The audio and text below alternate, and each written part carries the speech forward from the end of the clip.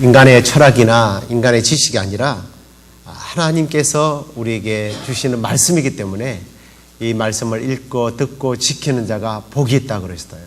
그래서 이 말씀이 오늘 듣는 가운데 여러분들에게 깨달음이 되고 또 복이 되는 그런 축복이 있기를 간절히 축복합니다.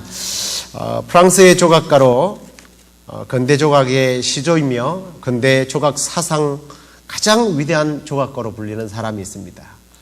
로댕이라고 하는 사람인데요.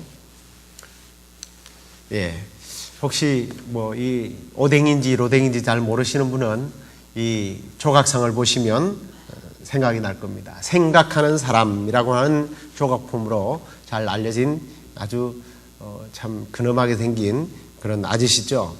그런데 사실 이 생각하는 사람은 그냥 이 작품이 독창적인 작품이 아니라 어떤 작품 속에 하나에 껴 있었던 작품이에요.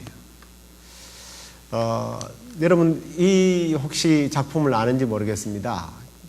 단테의 신곡을 주제로 해서 만든 30년을 투자를 해서 만들었는데 사실은 다 완성을 하지 못한 미완성의 작품인데요.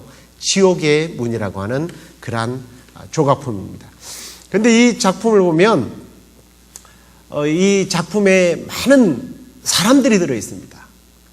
거의 한 200여 명의 사람들이 있는데 이 사람들은 이 지옥의 바로 앞에서 아둥바둥거리면서 지옥으로 떨어지지 않으려고 서로를 깨물고 핥히고 막 밀쳐내고 그러는 모습들이 여기에 들어있어요. 근데 이 가운데 보시면 자세히 보면 여기에 이 생각하는 사람이라고 하는 이 조각품이 거기에 들어있습니다. 그런데 이 생각하는 사람의 조각의 위치를 보면 자세히 보시면 이제 조금 전에 여기 나와 있습니다만 문을 내려다보고 있는 모습을 보게 됩니다.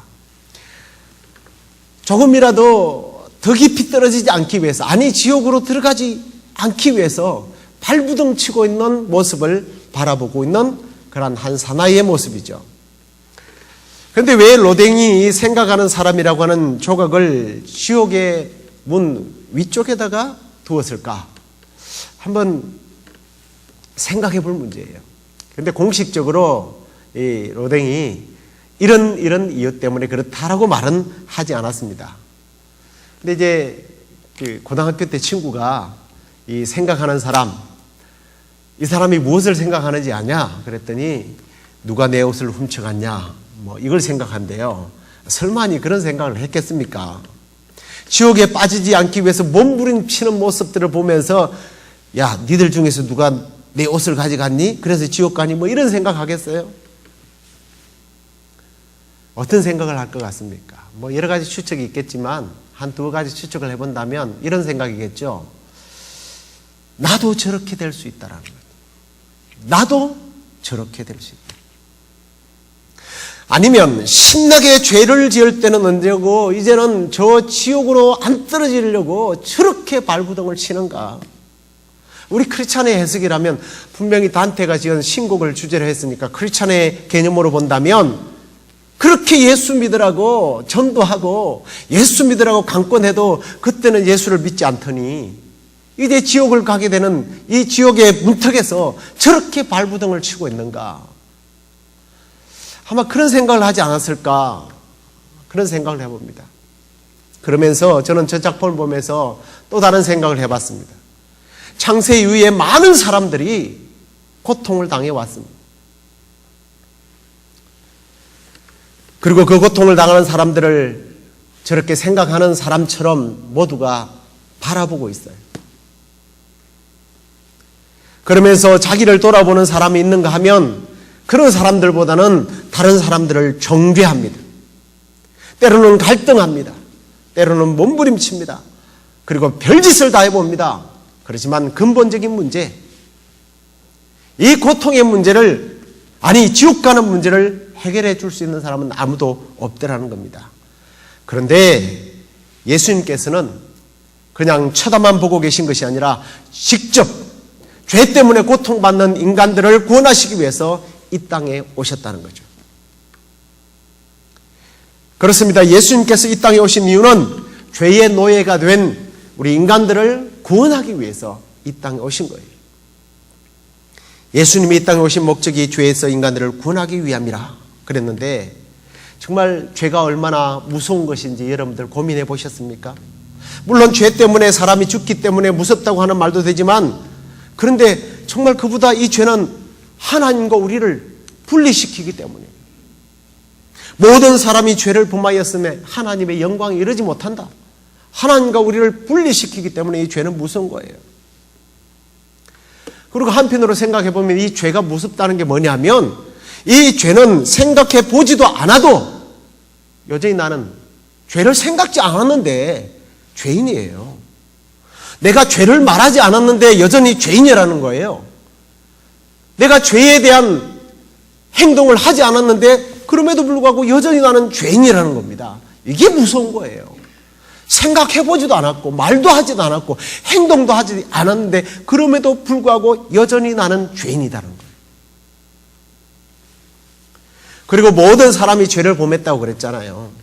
이 말은요, 정치, 경제, 사회, 문화, 아니 시공을 초월해서 어떤 색깔이 다르고 어떤 사상이 다르고 뭐 이런 것과 전혀 상관없이 모든 사람들은 다 죄인이라는 거예요. 뿐만 아니라 지금까지 태어난 사람뿐만 아니라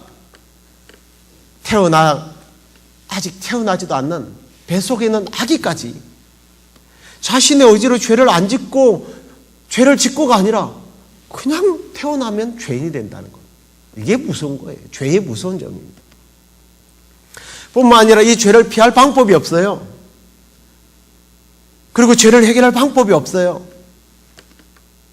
물론 어떤 사람은 그런 얘기를 합니다. 정도의 차이가 있지 않느냐라는 이야기를 해요.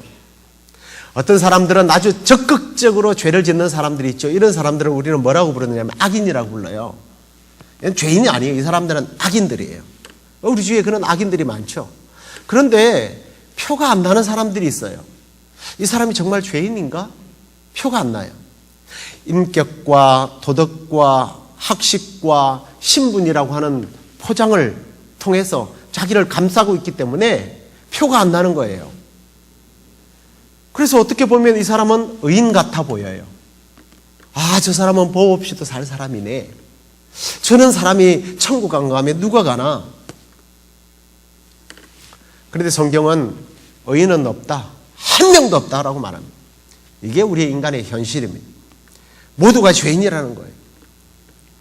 그리고 중요한 것은 자신이 지은 그 죄는 절대로 어디로 가지 않습니다. 심지어는 누가 대신해 줄 수도 없어요. 그리고 그 결과가 뭡니까? 성경은 이렇게 말합니다. 죄의 싹은 사망이다. 죽음으로 끝난다는 거예요.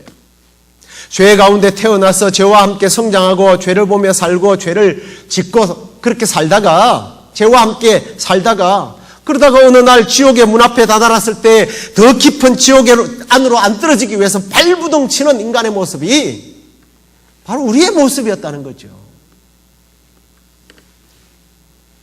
그런데 어느 날 이러한 인간들에게 큰 기쁨의 소식이 들린 겁니다. 오늘날 다윗의 동네에 너희를 위하여 구주가 났다. 성경은 그렇게 말씀합니다. 곧 그분이 그리스도 주시다. 너희가 가서 광고에 쌓여 구유에 누워있는 아기를 보아라. 이것이 너희에게는 표적이 된다. 이게 얼마나 놀라운 기쁜 소식이냐는 거예요. 자, 그러면 오늘 우리가 좀 구체적으로 이 큰 기쁨의 좋은 소식이 도대체 뭔지 우리가 함께 말씀을 나누어 보겠습니다. 왜 그토록 예수 그리스도가 났다는 것이 우리에게 큰 기쁨의 좋은 소식인가? 첫째는 왕이 오셨기 때문입니다. 우리가 읽은 말씀 가운데 보면 오늘 말씀에서 그 말씀에 보면 오늘날 너에게 다윗의 동네에 큰 기쁨의 좋은 소식이 왔다라는 말씀을 합니다. 특히 이제 우리가 읽지 않았습니다만 이 4절 말씀을 한번 보십시오. 제가 잘 안 넘어가네요. 예. 이 4절 말씀을 보면 요셉도 다윗의 집 족속인 고로 갈릴리 나사렛 동네에서 유대를 향하여 베들레헴이라 하는 다윗의 동네로, 여기 보면 다윗의 또 족속에 그리고 나사렛 동네 유대 다윗의 동네 이 말이 계속 반복되는데 특별히 이 다윗의 후손이라는 말을 계속 강조하고 있어요. 그리고 동네라는 말을 강조하고 있어요. 이건 어떤 육신적이고 어떤 장소적인 의미를 말하는 것보다는 이 말은 다윗의 후손, 이 말은 다윗의 왕계를 이어받은 왕족으로서 그 후손으로 왕이 오셨다는 이야기를 강조하기 위한 거예요. 우리는 죄의 노예예요. 죄의 자식들이에요. 마귀의 자식들입니다. 죄의 통치를 받고 죄의 종노를 하며 죄를 왕으로 섬겨둔 백성들에게 예수님께서 만왕의 왕으로 오셔서 그분이 이제 통치하시고 죄의 소나기에서 죄의 사슬에서 푸시고 인류를 마귀의 손에서 빼앗아서 하나님의 자녀의 신분으로 데려가는 그러한 왕, 영적 전쟁을 치루어서 우리로 하여금 하나님의 백성이 되게 하는 왕, 그분이 오셨다는 거예요. 그러니 큰 기쁨의 좋은 소식이라는 겁니다. 그래서 이런 소식을 선포하는 순간 이 놀라운 큰 기쁨의 소식을 천사들이 찬양을 하는 모습이 나옵니다. 그 지경에 목자들이 밖에서 밤에 자기 양을 지키고 있을 때에 천사들이 뭐라고 말합니까? 무서워 말라, 보라, 내가 온 백성에게 미칠 큰 기쁨의 좋은 소식이 맞다라고 이야기를 하는 거예요. 당연히 그렇게 된다는 거예요. 특히 10절 보십시오. 내가 온 백성에게 미칠 큰 기쁨의 좋은 소식. 죄 때문에 죽어야 하는 그런 슬픈 소식만 우리가 들어야 하잖아요. 사실 예배 전에 말씀드렸습니다만 우리 권사님의 죽음의 소식, 우리는 늘 그런 소식을 들을 수밖에 없어요. 죄 때문에. 그런데 죽음이 끝이 아니라는 거죠. 죄의 백성이었던 우리를 의의 백성으로, 하나님의 백성으로 옮겨줄, 우리를 대신하여 싸워주실 왕이 오셨다. 누군가 나를 대신해서 싸워줄 왕이 오셨다. 이보다 더 큰 기쁨이 어디 있습니까? 어릴 때 한두 번쯤 동네에 있는 아이들과 싸워본 경험들이 있을 거예요. 근데요, 참 대단해요. 형이나 아버지가 오시면요, 그 아이는 이기더라고요. 왜 그런지 모르겠어요. 고아와 가부를 하나님이 긍휼히 여기라라는 말씀이 나오는 거 보면 이 고아와 가부는 누가 도와줄 사람이 없는 거예요. 대신해 줄 사람이 없는 거예요. 왕이 없는 백성. 사사기에 나오는 말씀을 보면 그들은 방자하게 행하는 그런 유의 사람들을 생각하지 마시고 왕이 있다, 왕이 없다라는 것은요, 불행과 행복의 차이죠. 우리 예수 그리스도께서 죄의 백성 된 저희를 의의 백성으로 하나님의 백성 되기 위해서 이 땅에 오셨습니다. 이것이 우리에게 큰 기쁨의 좋은 소식인 줄로 믿습니다. 자, 두 번째로는 이 예수 그리스도의 오심이 왜 우리에게 큰 기쁨이 되느냐 하면 나를 위해서 오셨기 때문이에요. 자, 11절 말씀을 보십시오. 오늘날 다윗의 동네에 너희를 위하여 구주가 나셨으니 곧 그리스도 주시니라. 천사가요 나타나서 이렇게 이야기했다고 가정을 해보십시오. 이 땅에 구주가 나셨어요. 그분이 그리스도십니다. 의미는 맞는 것 같아요. 그렇지만 그게 나와 무슨 상관이 있겠습니까? 가끔씩 그 TV에 뉴스 시간에 우리에게 좋은 소식이 들려집니다. 그로 인해서 기분이 유쾌해지는 건 사실이에요. 이게 실감이 안 날 것 같아서 이런 이야기를 한번 해볼까요? 우리 연말 연초가 되면 이상하게 그런 것들을 조장하는 것 같아요.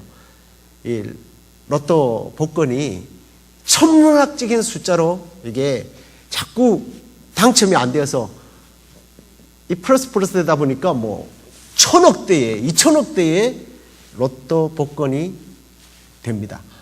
이게 당첨됐다는 이야기를 가끔씩 인터넷이나 뉴스를 통해서 봐요. 그게 여러분들에게 큰 기쁨이 좋은 소식입니까? 그건 아무런 나와 상관없는 시간이에요. 그래서 오늘 본문은 뭐라고 그러냐면 너희를 위하여 구주가 나셨다고 그러는겁니다. 여기 너희가 누구예요? 죄에 포로되었던 너희예요. 하나님과 전혀 상관없는 너희예요. 마귀의 자식이었던 너희예요. 곧 이 말은 나를 위해서 오셨다는 거예요. 바로 나를 위해서. 지옥에 대한 이야기를 해도 지옥에 대하여 전혀 감각이 없다가 막상 지옥의 문 앞에서 덜덜 뜨는 너희를 위하여, 나를 위하여 예수 그리스도가 오셨다. 그 문제를 해결해 주러 오셨다. 그래서 큰 기쁨이 좋은 소식이라는 겁니다. 그러면서 계속해서 성경은 그렇게 말합니다. 이제 너희가 가라. 너희를 위해서, 너희의 표적이 됐다. 너를 위해서, 너를 위해서, 너를 위해서. 그곳에, 그 장소에, 그 구유에 나신 분이다. 그러면서 천사들이요, 저는 이 감동적인 순간이 정말 그게 아직까지는 글쎄요, 천국에 가면 그런 감동을 느낄지 모르겠습니다만 그때 당시에 그 목동들의 그 감정을 한번 생각해 보십시오. 지옥의 문 앞에서 벌벌 떨고 있어야 할 인생들에게 너희들을 위해서 구주가 나셨어. 그 소식이 얼마나 좋았으면, 아니 하나님께 얼마나 기쁨이 되었으면 천사들이요, 이 목동들을 위해서 노래를 불러줘요. 호련히 흐단 천군이 그 천사와 함께 있어 어떻게 찬송을 부릅니까? 지극히 높은 곳에서는 하나님께 영광이요, 땅에서는 기뻐하심을 입은 사람들 중에 그 사람들이 누구예요? 바로 너희들. 너희들에게 평화를 주러 왔다. 여러분, 왜 예수 그리스도의 나심이 우리에게 기쁨이 된다고요? 나를 위해서 그분이 오셨기 때문입니다. 할렐루야. 그 옛날 예수님 오시는 그날에 그 천군 천사의 찬송 소리를 이번 성탄절에는 여러분들 모두가 영으로, 마음으로 들을 수 있기를 주님의 이름으로 축원합니다. 그래서 여러분의 마음이 기뻐하고 즐거워하고 정말 지난날 있었던 그 모든 아픔과 괴로움들을 잊어버릴 정도로 여러분의 마음속에 큰 기쁨의 찬송이 울려 퍼지기를 다시 한 번 더 주님의 이름으로 축원합니다. 자, 세 번째 기쁨이 되는 것은 정말 필요한 때에 오셨다는 거예요. 필요한 때. 탄생하신 예수 그리스도가 아무 때 오신 게 아니에요. 여러분, 이 때라는 것, 이 타이밍이라는 말이 있잖아요. 타이밍. 이 타이밍이 정말 중요한 것 같아요. 내가 너무 빨라도, 내가 너무 늦어도, 뭐 예를 들어서 아이들에게 좋은 거 먹이고 싶고 좋은 곳에 보내고 싶고 좋은 것 입히고 싶고 하는 어머니의 마음이 있어요. 부모님의 마음이 있습니다. 근데 아기 때는 하나도 안 생기더니 대학생이 됐는데 계속 분유가 들어오고 기저귀가 들어오고 아이 놀잇감이 들어오고 장난감이 들어오면 그게 무슨 기쁨이에요? 쓰레기예요. 그건 기쁨이 될 수 없어요. 때가 맞아야 돼요. 오늘 아침에도 갑작스럽게 장로님께서 전화가 오셨는데 얼마나 급했으면 사실은 윤경 장로님한테 전화를 했대요. 그런데 전화 받는 사람이 저였던 거예요. 그러니까 막 당황스럽게 전화를 하시더라고요. 지금 숨을 몰아쉬고 있는데, 그래서 상태가 어떻습니까? 그랬더니 뭐 상태가 지금 숨을 몰아쉬는데 잘 모르겠다고. 그래서 장로님 아직은 아닌 것 같으니까 조금만 더 기다리십시오. 그리고 뭐 준비할 것을 파워포인트나 이런 것들을 만들고 준비하고 딱 내려갔어요. 근데 우리가 주님 부르시는 걸 어떻게 알아요? 타이밍을 어떻게 알아요? 우리 아무도 몰라요. 제가 일부러 뭐 권사님 돌아가실 시간을 기다리면서 찬송을 오늘 여러 곡을 불렀습니다. 보혈의 찬양으로 붙어서 정말 우리에게 믿음의 확신을 주는 찬양을 부르고 성경 말씀을 찬양 부르면서 계속 권고하고, 그러고 나서 축도하고 나서 한 2, 3분 있다가 그냥 돌아가셨어요. 제가 오늘 뭐 주일 예배가 있으니까 장로님 좀 기다리십시오. 예배 마치고 나서 가겠습니다. 그래도 뭐 장로님 뭐라고 그러겠습니까? 그러십시오. 그래야죠. 타이밍이에요, 타이밍. 그리고 권사님이 성경에 보면요, 우리의 영이 하나님 앞으로 이끌림을 받을 때요, 악한 영들이 왔어요. 그의 마음과 생각을 막 지배하려고 그래요. 그때 우리가 그 찰나에 함께 찬송을 불러주고 함께 말씀을 들려주고 함께 기도한다는 게요, 얼마나 큰 축복이에요. 타이밍이란 말이에요. 타이밍. 예수님이 오셔야 되는데 타이밍이 있다는 거예요. 그래서 오늘 1절 말씀에는 이렇게 말합니다. 이 때에, 그래요. 이 때가 과연 어떤 때냐는 거예요. 하나님의 섭리의 때인 거예요.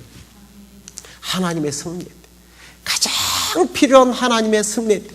하나님 때가 무르익었다는 거예요. 예수님이 이 땅에 오시지 않으면 안 되는 때. 그래서 신학자 제임스 스튜어트라고 하는 사람은 하나님의 때가 무르익어 예수님이 이 땅에 오셨다라는 말을 하면서 그는 이런 이야기를 합니다. 지정학적으로. 그리고 또 예수님이 이 세상의 중심이 되시는데 사회의 중심, 정치, 경제, 신앙, 도덕 부분에 있어서 최악인 상황일 때 너도 나도 메시아가 정말 필요하다고 하는 그때에 그 순간에 예수님이 때를 맞춰서 오셨다라는 이야기를 합니다. 정말 그런 것 같아요. 가장 필요한 때. 하나님의 섭리의 때가 있더라는 거예요. 뿐만 아니라 이때는요, 새로운 역사의 때인 것을 말씀하고 있어요. 예수님이 이 땅에 탄생하심으로 이 땅의 역사가 지금까지의 역사와는 달리 새로운 역사로 나아가게 될 것을 하나님께서 말씀하시기 위해서 예수님을 그때에 보내신 거예요. 그래서 이 세계의 역사는 예수님의 탄생을 기점으로 해서 완전히 나누어지는 것을 우리가 AD, BC라고 말합니다. AD, BC의 의미를 여러분들 다 아실 거예요. 예수님이 나기 전, 예수님이 태어나신 후라는 말입니다. 특히 이 에노 다미나이라고 하는 이 말은요, 이 라틴어인데 이 말은 주님의 해라는 뜻이에요. 주님의 해. 주님이 이 땅에 오셔서 이 땅을 다스리기 시작한 때, 그 이유를 말하는 거예요.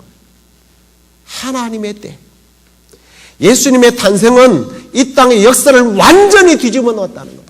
죄의 역사에서 은혜의 역사로, 멸망의 역사에서 구원의 역사로 바꾼 줄로 믿습니다. 그게 예수 그리스도의 때예요. 이 때예요. 우리가 이 때에 태어난 것이 얼마나 감사한 겁니까? 뿐만 아닙니다. 세 번째로는 이때는 하나님의 사랑이 시작된 때예요. 하나님의 사랑이 다스리기 시작한 때예요. 요한복음 3장 16절 우리 너무 잘 아는 말씀이지 않습니까? 하나님이 세상을 이처럼 사랑하사 독생자를 주셨으니 이런 저를 믿는 자마다 멸망치 않고 영생을 얻게 하려 합니다. 사랑의 때. 자기의 백성들을 죄에서 구원하고 영생을 주시기 위해서 독생성자 예수 그리스도를 우리에게 보내주신 하나님의 그 사랑의 시작. 그 시작의 사랑의 시작의 때라는 거예요. 그러나 여러분, 여기까지 이 사건 때문에, 아니 과거의 역사적인 이루어진 예수님의 초림의 사건 때문에 우리가 기뻐한다면 이건 반쪽짜리의 기쁨입니다. 이제 우리에게 이 첫 번 성탄보다 더 큰 기쁨의 좋은 소식이 기다리고 있다는 사실입니다. 바로 재림의 날입니다. 믿습니까? 예수님께서 그 날에 대해서 우리에게 약속을 하셨습니다. 성경의 수많은 곳에 예수님이 다시 오실 것을 말씀합니다. 너희는 마음에 근심하지 말아라. 하나님을 믿으니 또 나를 믿으라. 내 아버지 집에 거할 곳이 많도다. 그렇지 아니하면 너희에게 일렀으리라. 내가 너희를 위하여 처소를 예비하러 가노니 가서 너희를 위하여 처소를 예비하면 내가 다시 와서 너희를 내게로 영접하여 나 있는 곳에 너희도 있게 하리라. 내가 가는 곳에 그 길을 너희가 알리라. 아멘. 우리 주님이 우리를 위하여 처소를 예비하러 가셨다고 말합니다. 지금도 보좌 우편에 앉아서 우리를 위하여 기도하시며 재림의 날을 카운트하고 계신 거예요. 뿐만 아니라 예수님께서 대제사장인 가야바와 전체 사내들인 공회의원들 앞에서 이런 말씀을 하셨습니다. 이후에 인자가 권능의 우편에 앉은 것과 하늘 구름을 타고 오는 것을 너희가 보게 될 것이다. 이것은 예수님께서 다시 오시겠다고 약속하신 말씀이에요. 주님이 초림하셨을 때 목자 몇 명과 이교도 천문학자들에게 환영을 받으면서 오시고 끝난 것이 아니라는 거예요. 계시록 1장 7절 말씀 우리 함께, 우리 주님 다시 오실 것을 기대하면서 우리 함께 같이 읽도록 하겠습니다. 볼지어다 구름을 타고 오시리라. 각인의 눈이 그를 보겠고 그를 찌른 자들도 볼 터이요 땅에 있는 모든 족속이 그를 인하여 애곡하리니 그러하리라. 아멘. 아멘. 구름 타고 주님 오십니다. 우리가 직접 눈으로 보게 될 것입니다. 초림에 예수님의 오실 때에는 단지 아기의 울음소리, 천사들의 소리, 그저 동물들의 울음소리 정도였을 겁니다. 그러나 재림하실 주님 오실 때는요, 호령과 천사당의 나팔 소리들과 함께 친히 하늘로 쫓아서 강림할 것이다. 데살로니가전서 말씀을 보십시오. 그리고 죽은 자들이 다 일어날 것이다. 물론 믿는 자와 믿지 않는 자들도 다 일어날 거예요. 그런데 주님과 함께 오는 자들은 어떤 자들이겠습니까? 신실하게 믿음을 지키다가, 믿음을 붙잡고 괴로우나 즐거우나 오직 주님만 바라보다가, 때로는 복음 때문에 순교하는 사람들, 주님의 몸된 교회를 위하여 헌신하고 눈물 흘리며 땀 흘렸던 사람들, 이제 오늘 가신 우리 유건사님 같은 분들, 그런 분들이 주님과 함께 천군 천사들의 납벌 소리와 함께 인산리네 마치 사람의 모습들이 구름 모습처럼 다 오실 겁니다. 많은 의인들의 애워싸여서 그때는 눈먼 자들이 눈을 뜨게 되고 다리를 저는 자들이 뛰어다니고, 우리 교회에 장애로 인해서 괴로움을 겪고 있는 우리 브라이언 같은 아이들도 온전한 정신을 가지고, 우리 한 권사님, 듣지 못하는 권사님이 귀가 열려서 주님의 소리를 들으면서 치매로 앓고 자식이 누구인지, 남편이 누구인지, 아내가 누구인지 몰랐던 그런 사람들조차도 온전한 모습으로 아멘 주 예수여 어서 오시옵소서 하며 주님을 맞이할 날이 온다는 거예요. 그래서 큰 기쁨의 좋은 소식입니다. 그때 정말 우리의 믿음의 성도들과 함께 주님을 맞이할 그날을 바라보면서 이번 성탄절에는 처음 오신 그 주님으로 인한 기쁨과 함께 다시 영광 중에 오실 그 예수 그리스도를 묵상하면서 기쁨과 감격이 더욱 넘치는 그런 성탄절, 그런 여러분 앞으로의 믿음 생활이 되는 그런 복이 있기를 주님의 이름으로 축원합니다. 우리 다 같이 일어나서 기쁘다 구주 오셨네, 우리 기쁜 마음으로 우리 함께 찬양을 하도록 하겠습니다.